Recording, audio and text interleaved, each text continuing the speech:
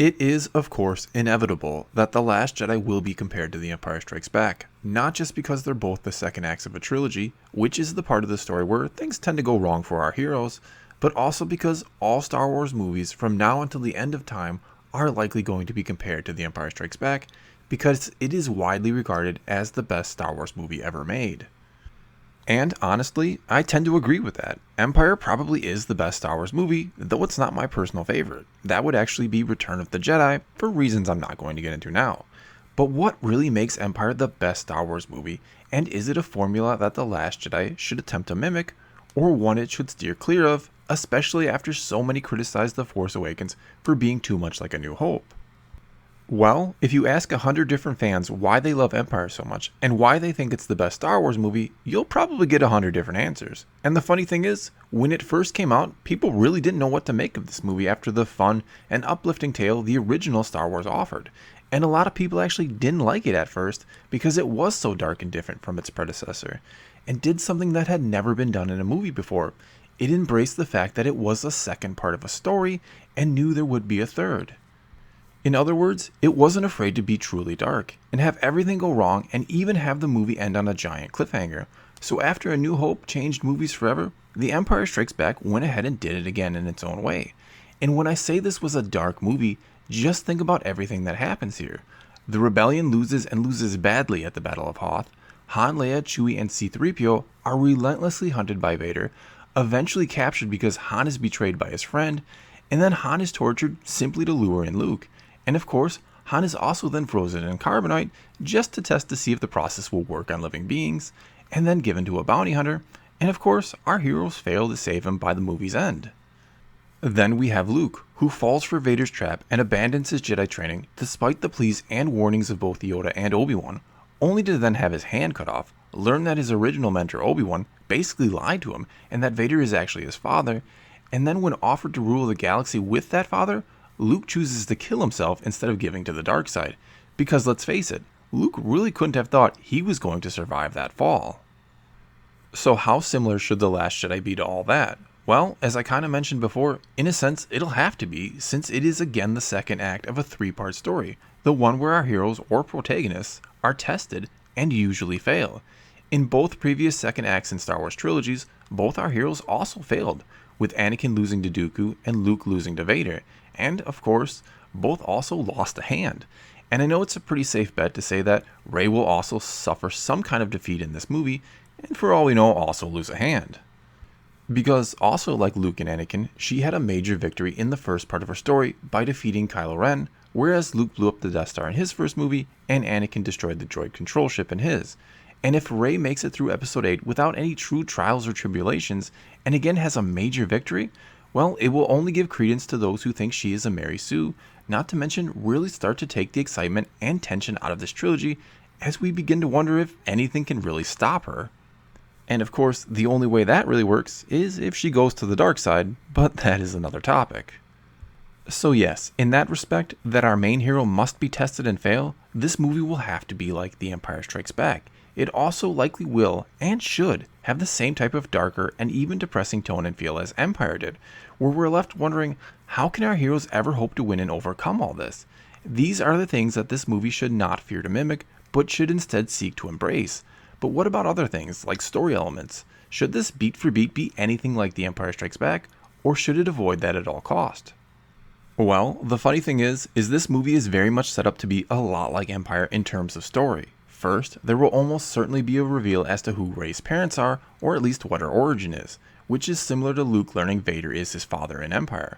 The big difference, however, is that we weren't expecting to learn anything about Luke's parents or origin, because we thought we had learned all that from Obi-Wan in Episode 4, when he said that Vader had betrayed and murdered Luke's father. In The Last Jedi, however, for most people, who Rey's parents are is the big question they want answered. And that reveal is pretty much the biggest challenge Rian Johnson, writer and director of Episode 8, faces. Well, outside of just making a good movie, that is.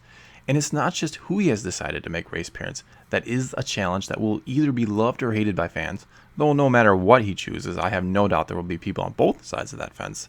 But perhaps the bigger challenge is how he reveals it both to Rey and us, the audience. Because doing anything resembling an I am your father moment, like we got in Empire Strikes Back, and is one of the most iconic moments in movie history, is likely going to backfire, which is almost why I think the best bet is to have the audience be able to figure out or be told who her parents are, but Rey will not learn the truth until episode 9. That way, you give us all the reveal we're demanding, and let's be honest, I think most Star Wars fans would riot if we're not given significant info about Rey's origin in episode 8, and you also avoid the reveal to Rey for now and make her discovery a big part of episode 9.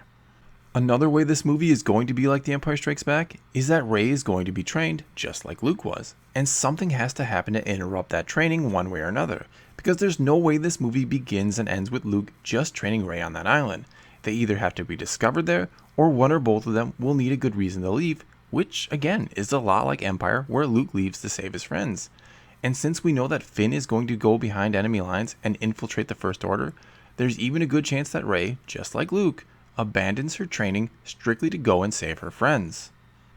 And along those same lines, Rey is going to be hunted in this movie, likely by both Kylo Ren and Snoke, though both may have their own agenda for her if they can find and capture her. This, of course, will be much like Vader hunting Luke. And another small way worth noting that this movie could be like Empire is with Benicio del Toro's character, who we only know will be nicknamed DJ, because I think there's a pretty good chance he's going to be the new Boba Fett to some degree, meaning a character with a relatively small, albeit crucial role, that ends up becoming a fan favorite. Then of course there's the true wild card of this whole story, that being Kylo Ren, because there is really no character like him in the original trilogy. Yes, in some sense he's like his idol Vader, but that's mainly only because he is our featured villain, but technically not the top dog, because his master is Snoke, just like Vader's master was Palpatine. But whereas Vader starts and ends Empire as a straight up bad guy who wants to rule the galaxy, we're still not sure what Kylo even wants to accomplish, or where he'll even start off in The Last Jedi, much less how it'll end or go for him. And I think Kylo Ren does offer Rian Johnson a way to make this story very unique and different from Empire.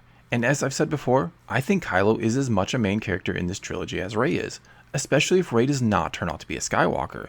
In fact, I could see this movie starting off by playing out very similar to how Empire did at first, and intentionally so, just to have Kylo Ren do something unexpected around the midpoint of this movie that leaves us all wondering what just happened. And from that point on, the similarities to Empire more or less end, and this becomes something very different.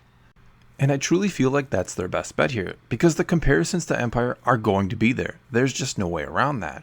And in many ways, this movie does have to feel and have the same tone as Empire did, as well as many of the same story elements.